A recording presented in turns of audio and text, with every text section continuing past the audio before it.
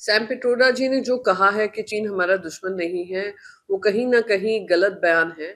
अगर आप देखें, चाइना एक ऐसा देश है जो इंटरनेशनल लॉज़ को पालन नहीं करता है, जो अरुणाचल प्रदेश से लेकर लद्दाख में घुसपैठियापंथी कर रहा है, जो खुद राहुल गांधी जी ने इसके बारे में उठाया है। और ये कहना और ये डिसमिस कर देना, ये कहीं न कहीं देश की नेशनल सिक्योरिटी पे प्रश्न चिन्ह उठाता है। उम्मीद करती हूँ कांग्रेस पार्टी इसका संज्ञान लेगी और ख़ास करके राहुल गांधी जी, क्योंकि राहुल गांधी जी इस मुद्दे को लेकर काफ़ी प्रखरता से सरकार को घेर रहे हैं। आपको याद होगा कैसे चीन से सबसे पहले हमारे प्रधानमंत्री नरेंद्र मोदी जी ने 2014 से पहले कहा था लाल लाल आँख दिखाएँगे। फिर उन्हीं के साथ झूला झूल चुके हैं। फिर उन्हीं के साथ हाईएस्ट ट्रेड जो है हो रहा है चाइना के साथ। हमारा जो ट्रेड गैप है इतना बढ़ चुका है और सिर्फ एप्स बैन करने की बात होती है, मैन्युफैक्चरिंग में मेक इन इंडिया की बात होती है, पर मेक इन इंडिया का भी जो भी सामान आ रहा है वो चाइना से ही आ रहा है।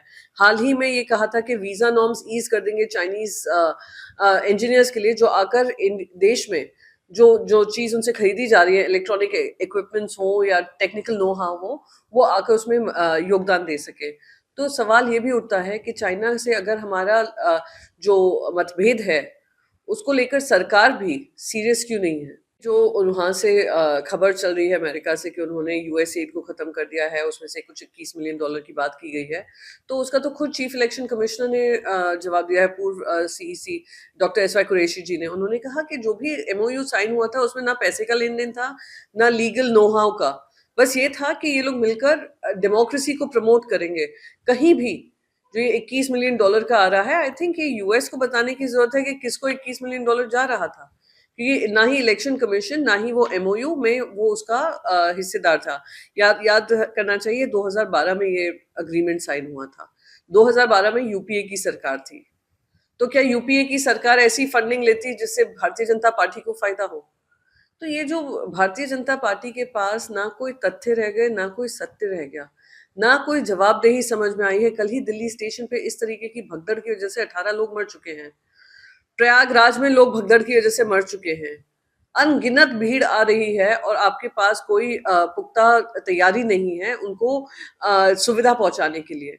उन सारी चीजों से ध्यान भटकाने के लिए वो यूएस से क्या खबर चल रही है जिसमें ना तथ्य है ना कुछ है, वो उनकी राजनीति के चलते हम अपने देश में इस तरीके का भ्रम फैलाएंगे, ये सरासर गलत है। पर अगर भारतीय जनता पार्टी को इतना ही इलेक्टोरल डेमोक्रेसी को लेकर है, फ्री एंड फेयर डेमोक्रेसी की बात करते हैं, तो उनको जवाब देना चाहिए कि महाराष्ट्र में जो हाल ही में चुनाव हुए उसमें लास्ट के 1 घंटे में 76 लाख वोटर्स कहाँ से बाहर निकले।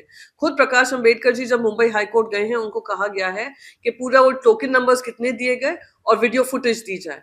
कोई ये बताए कि 48 लाख वोटर 5 महीने में कैसे जुड़ जाते हैं? जो 5 साल में 38 लाख जुड़ते हैं, वो 5 महीने में 48 लाख जुड़ जाते हैं।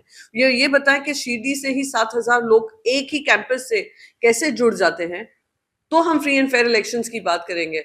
आपने सारे प्रोसीजर्स को अंडरमाइन कर ईसी हो, ईडी हो, आईटी हो, सीबीआई हो, तब जाकर अगर आप दूसरों पे सवाल उठाते हैं तो हास्यास्पद है। 11 साल से आपकी सरकार है। So watching the video. If you like it, please press the like button, share your views in the comment section, and please subscribe to India News TV for more such updates.